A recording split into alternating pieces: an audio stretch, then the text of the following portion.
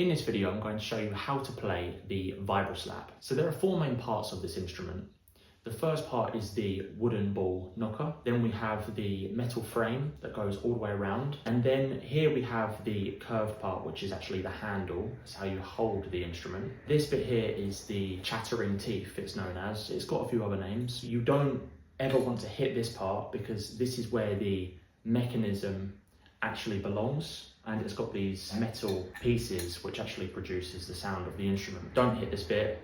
You want to strike this part only. When you do it, you want to use the palm of your hand and you just want to either bring your hand down to the ball or lift the ball up to your hand.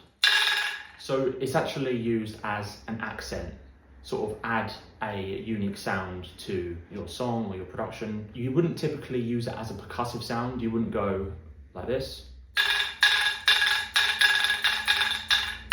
But you can, obviously, if you want to, hit quietly, or you can hit it loud. You can also experiment with some movement as well. Or you can do it whilst you're actually playing it